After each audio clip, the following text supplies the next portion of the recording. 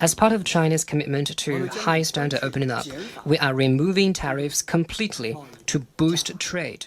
China has opened its vast market to Africa, scrapping all tariffs on imports from 53 countries, including Uganda, in a move expected to reshape trade dynamics and unlock billions in export potential.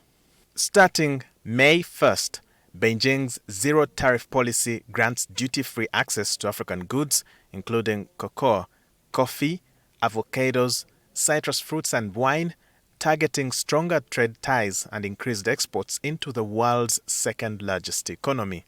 For Uganda, the opportunity comes against a backdrop of widening trade imbalance. In 2024, Uganda exported goods worth just $79 million to China compared to $1.46 billion in imports, highlighting the scale of untapped potential.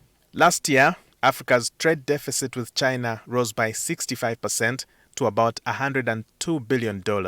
China is the largest trading partner for the African continent. It's about $368 billion in trade with China alone. And it's the second biggest economy in the world. But for Africa, it's the largest trading partner. For Uganda, we are seeing our trade improve with China. If you look at our exports, they've grown.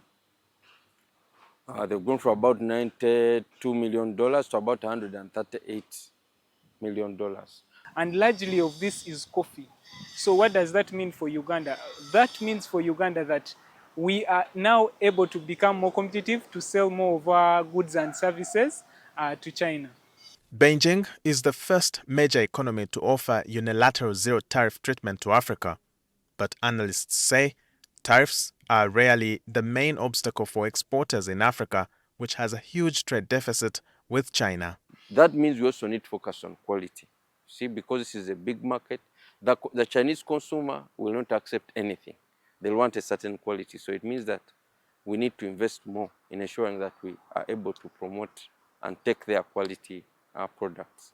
Then we also need to establish strategic partnerships with importers, with entities like Starbucks and other local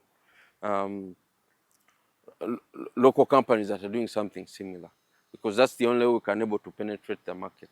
Economists say the removal of tariffs could boost key exports such as coffee, tea, and agricultural products, but only if producers meet China's strict quality and standards requirements.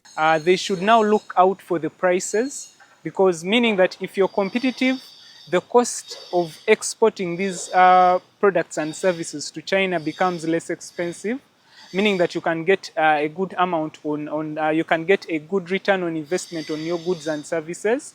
But then also you should, a local manufacturer should look out for which particular products are, welcomed so much in the Chinese market. The policy will be in place until 30th April 2028. It is unclear what will happen thereafter.